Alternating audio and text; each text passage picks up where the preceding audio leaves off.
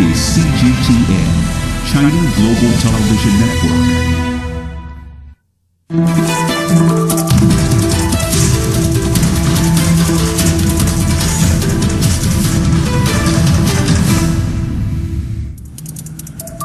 Hello and welcome to this Agenda Election Special. I'm Stephen Cole. The UK's third election in 4 years is over, but what message has the British electorate sent to the rest of the world?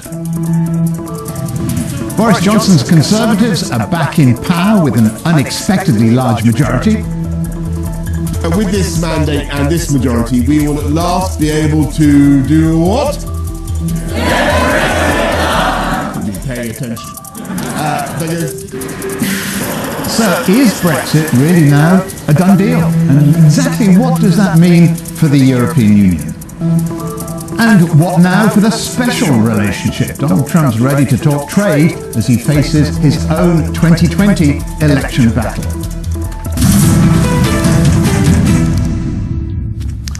So, with Boris Johnson back in number 10, what are going to be the political priorities now? And what does all of this mean for the future of the UK, both internally and, of course, more importantly, perhaps on the world stage?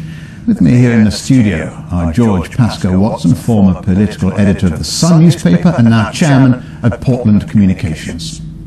Lorenzo Cordogno, former chief economist at Italy's finance ministry and now visiting professor at the London School of Economics. And from Republicans overseas, Erol Morkoc.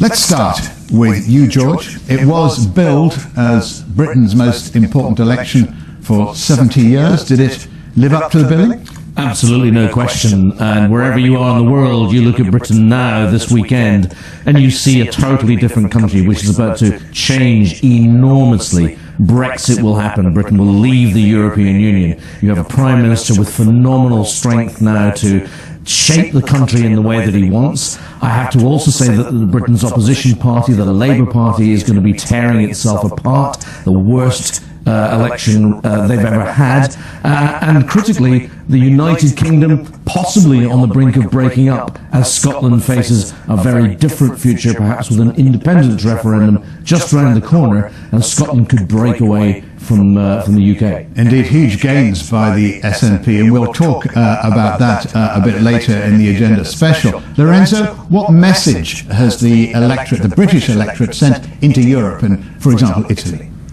Well, I would say for Europe, it's really up to the UK government to decide what's the future. I think it would be hugely important for Prime Minister Johnson to decide over the next few weeks, but certainly by June, because June is the deadline to decide on the extension for the deal, for the trade deal.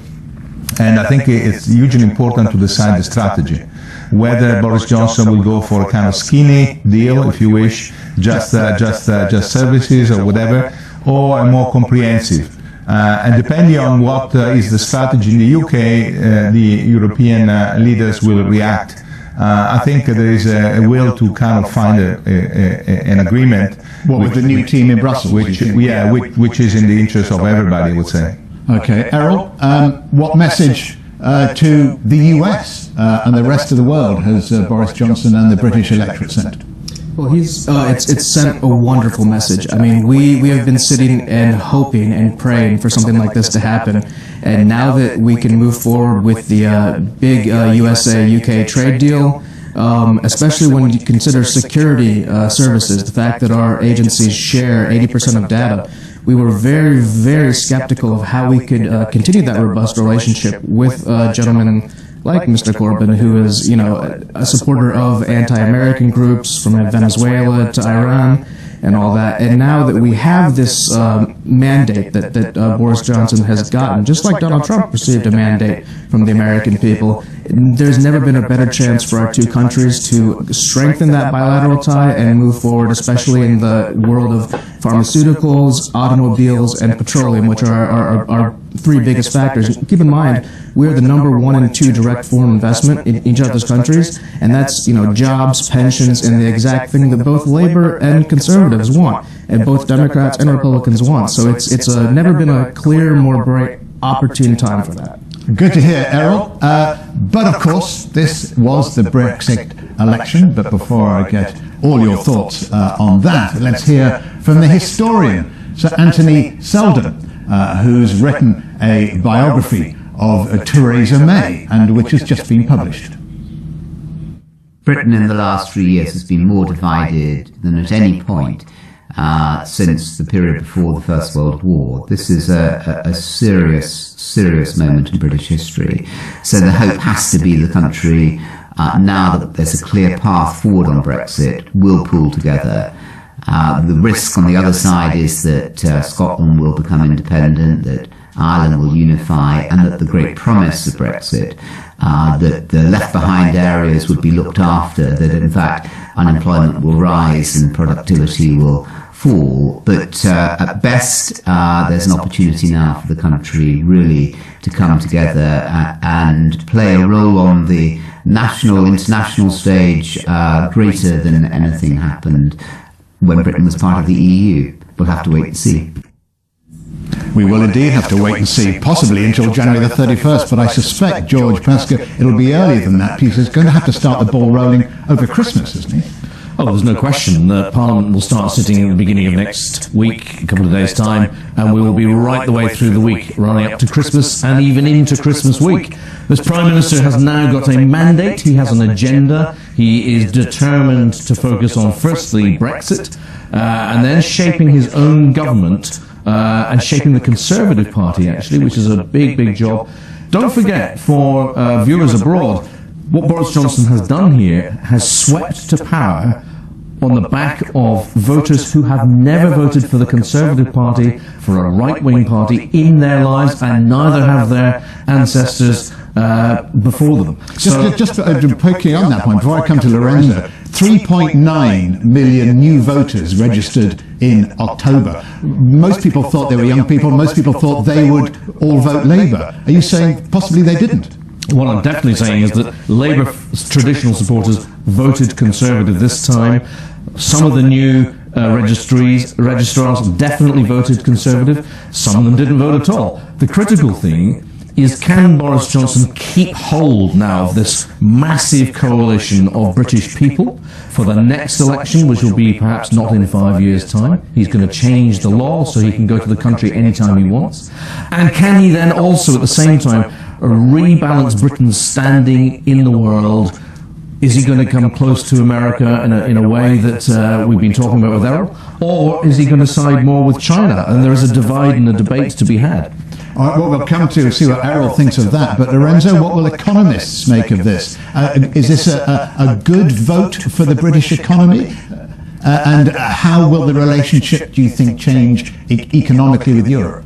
Well, in the near term, I think there might be some kind of rebound in activity, because I think this whole uncertainty about Brexit has probably stopped investment activity, decision-making by companies and so forth. So I think in the near term there might be some kind of rebound.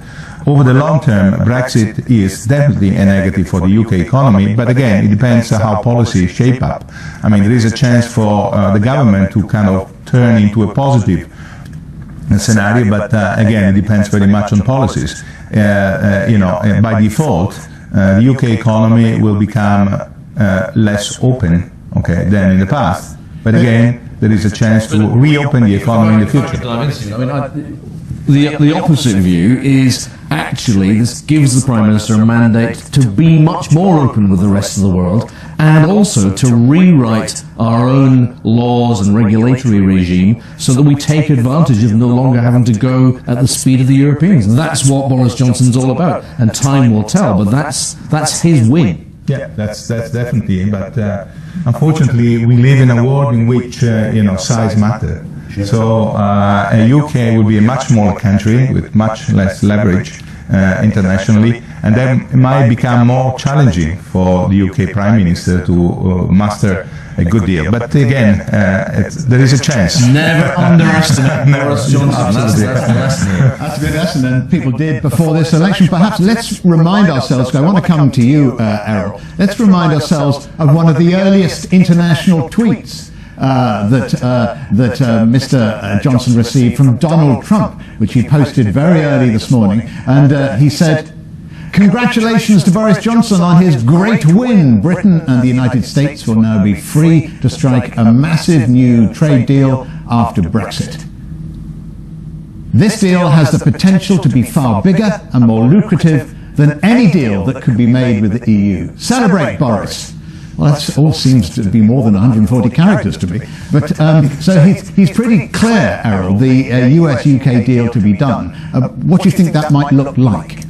I think that obviously with some of the hot button issues, especially with the NHS and certain things where he's had to get educated about what a sensitive topic that is, I think it's going to, as I said, focus on some of those key sectors in pharmaceuticals and automobiles, but also looking at the sort of changing sort of economic environment when it comes to drug prices. Keep in mind, a lot of drugs around the world, Americans, Bernie Sanders, Donald Trump, we're paying 5 times more, and we're subsidizing not because we're good or bad people, but just through the pharmaceutical industry. That was a very sensitive part of the election campaign. Yes. Is the NHS on the negotiating table? Do you think that was that fake news, or is there some validity to that accusation? The American strategy, I'm sure as we all know, is we throw the kitchen sink at a debate, and then we work backwards. And once we sort of understood the extreme sensitivities, there's room for work there, especially in the trade of pharmaceuticals. Oh, hold on. What do you mean there's room for work there? Well, there's room for work to find out what exactly is acceptable compared to what we want. Now, obviously, we would like to have a robust relationship in healthcare, but we don't want to offend our greatest allies, best friends in the world, and certainly understand those sensitivities.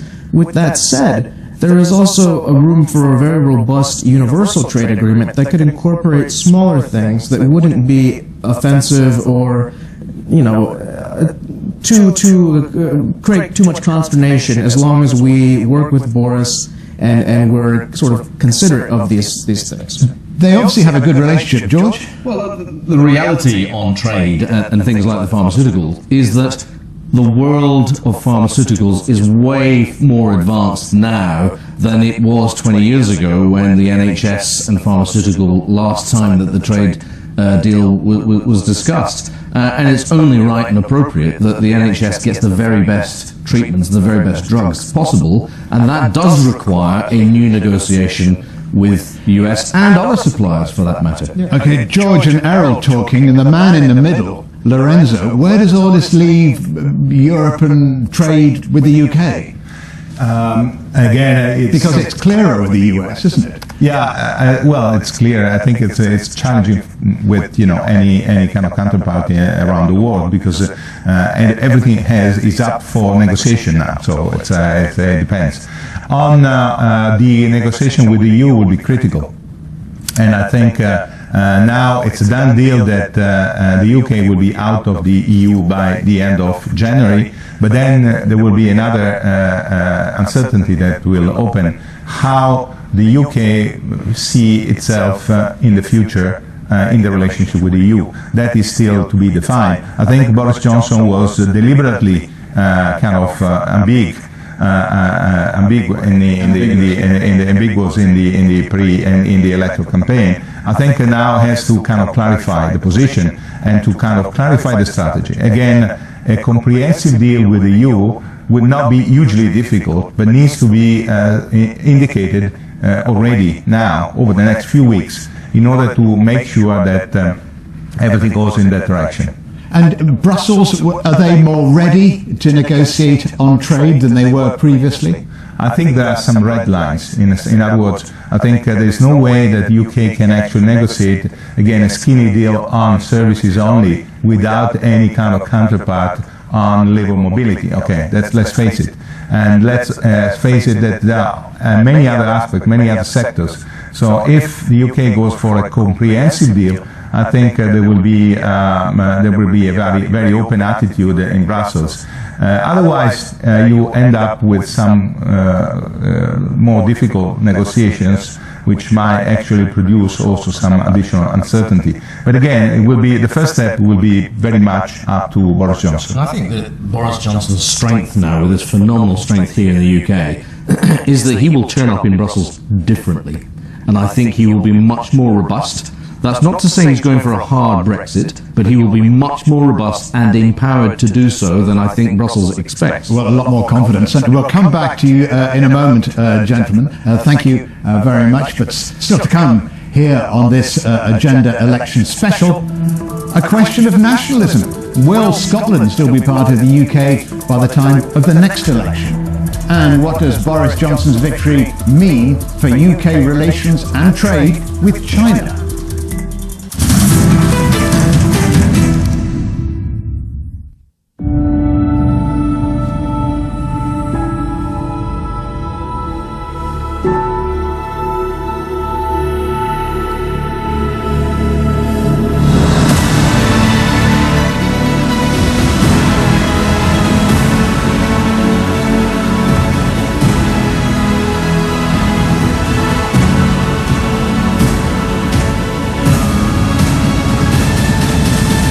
CGTN Europe.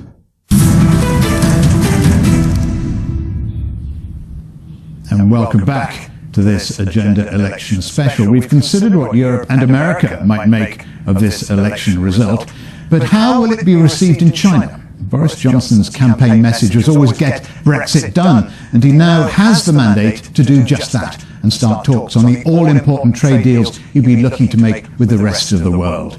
Earlier this year, this is what the Chinese ambassador to the UK, Liu Xiaoming, told me about how China viewed the ongoing Brexit negotiations. We certainly follow Brexit very closely because UK is a very important, not only business partner to China, but also our two countries have a lot of collaboration cross-border, politically, economically, culturally, and we are also two very important permanent members of the UN Security Council with a broad agenda internationally.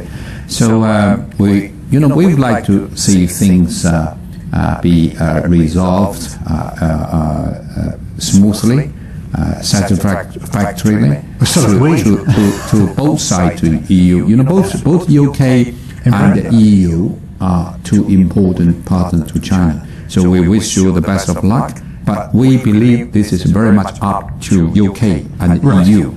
I understand that, but is it easier for China to deal with the UK inside Europe? Because the UK is a bit of a conduit into Europe, isn't it? Or do you prefer to deal with Europe and Britain separately? What would be most advantageous to Britain? It's very hard for us to make a choice. We only will try to make the best of what we can have.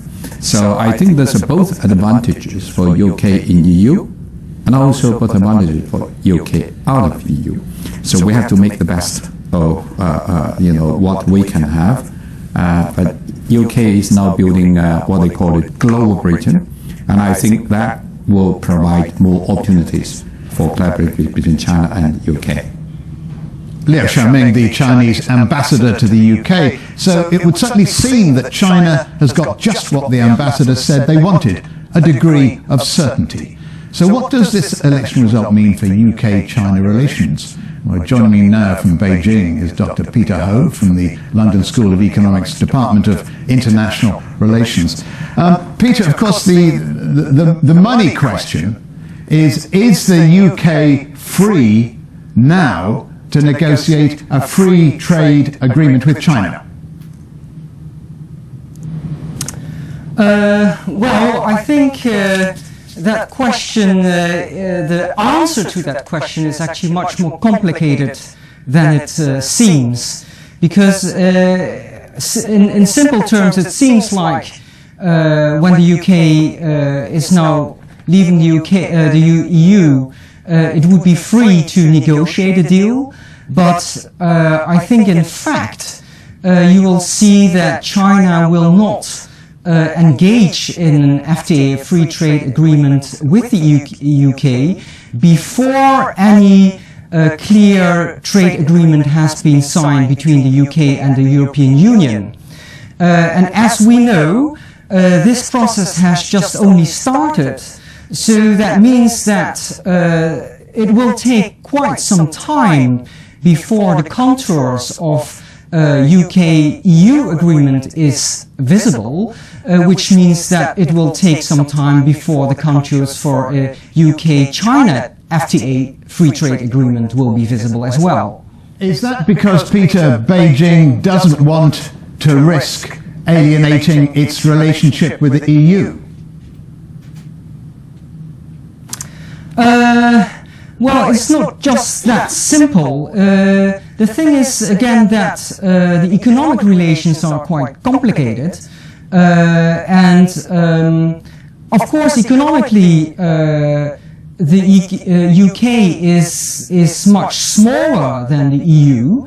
So for China, the relation with the EU is very important. So it needs to see how the relation develops with the UK and the EU first before it can strike a deal with the UK. And actually that also means that when you look at trade, it's quite uncertain what the possibilities are at this moment for a trade agreement between the United Kingdom and China. All right, Dr. Peter Ho, many thanks indeed for joining us from Beijing. So that's the view from Beijing, but let's get some more thoughts from our election special panel, George Pascoe-Watson, Lorenzo Cordonio, and Erol Morkoc. And what is interesting, George, we've just had a view about China, but I want to come back to domestic politics, because one of the important issues this election has thrown up, this landslide victory by the Conservatives, is also the increased vote for Nicola Sturgeon and the SNP. Are we then heading for a second referendum, but not one with Brussels, one with Scotland? Well, there's no doubt that the increased support for the Nationalist Party in Scotland makes a second independence referendum inevitable, I would say. And which way will it go? Well, the way that the vote in the general election went last week suggests that we would see Scotland, which is my own country, saying goodbye to the United Kingdom. And there's a lot of reason for that, but the principal one is that Scotland as a whole voted to remain in the European Union. It will now be forced to leave the European Union, and the Scottish people feel quite angry about that. And that will drive a sense of nationalism. It will drive a sense of we should stand alone as a country and perhaps seek to rejoin the European Union. But of course, that's a fanciful hope, I'm afraid, for my fellow Scots. The complication of rejoining a bloc, of rejoining a currency, of inventing your own currency, of trying to find your way back into the European Union. Good luck with that. Huge. Lorenzo, would Brussels welcome Scotland with open arms? I don't think it would. Not immediately. I think, again, as he said, Scotland will have to kind of start all over again from scratches, effectively, and so it will take a number of years. Secondly, I would say they are not going to jump into another referendum immediately, because I think the big question mark is what would be the future relationship of the UK with the EU. And I think Scotland would be better advised to wait for how the situation evolves before making any decision. So I don't think Scotland will jump into another referendum immediately. But if the situation evolves and there is a deal with the EU, it's certainly possible that we get into another referendum. It's in Boris Johnson's gift, a second referendum on Scotland. What could happen is the Scottish leader could hold an indicative referendum to show the strength of the people and their view in Scotland, to put pressure on Boris Johnson to say, look, you can't hold out much longer. You've got to give us another formal referendum. Errol, Mr. Trump, close links, well, links literally, golf links mainly, with Scotland. How would he see a Scottish referendum, do you think? Or how would America feel? Well, as you know, he has a very robust golf portfolio across, all over, and his family is historically from Scotland, Fife, MacLeod family. So he would see it in the same sense as how he sees the UK, where we look at nationalism not meaning isolationism in the US and the UK, and I believe Scotland also has to come into that factor. I will say that there is a certain cultural insensitivity, being that the UK is a sort of island nation, and having their terms dictated across the border shows a little bit of cultural insensitivity, which plays into Donald Trump and Boris Johnson's narrative. So obviously he does want to protect his golf courses, and I must say I've played them, they're quite nice. Gentlemen, starting with George, just go across the panel for your final thoughts. I couldn't read this election in the campaign, and everybody worried about tactical voting. There were so many issues coming up, and in fact the turnout wasn't the highest, probably because of the weather. But your last thoughts? I mean, I'm surprised. I'm not surprised. I had Boris Johnson down for a victory from a long way out. I did have him down for victory, but not with this size. But I was quite confident they would be big, and the reasons for that: one, this country does want to leave; two, Boris Johnson is a character, people like him, he is not the establishment, a bit like Donald Trump; and number three, people could not stand Jeremy Corbyn and his approach to politics. Lorenzo, your final thoughts? Yeah, I think the problem in the UK is an electoral system that basically gives no choice for the voters, and I fully agree. I mean, I was expecting such a victory, and I think I was expecting also such a big victory. I think if you are faced with a choice between Corbyn or Boris Johnson, then you have very little choice, and I think the result is that you end up with this kind of situation. All right. And Errol, your last thoughts? I think parallels between the Trump-Clinton campaign could be drawn between Boris and Corbyn, in the sense that I don't mean to castigate the gentleman, but when you look at him in today's 21st century politics, there's a lot of optics. And no disrespect to him, but when you look at Boris, people like him. When you look at Jeremy Corbyn, in the same way that you look at Hillary Clinton, people have an inherent aversion to that kind of personality. There's certain little gaffes. It sounds very simple, but when he was pouring a pint incorrectly, and Boris Johnson can pour it, these things sound funny. But the optics in this kind of human reaction, it's the 21st century, and if you want to win the 21st century, you can't use 20th century tactics. All right, gentlemen, thank you all. I'll drink to that. We have to leave it there. George Pascoe, Watson, Lorenzo Codogno, and Erol Morkoc, thank you all very much indeed for joining us here on this election special.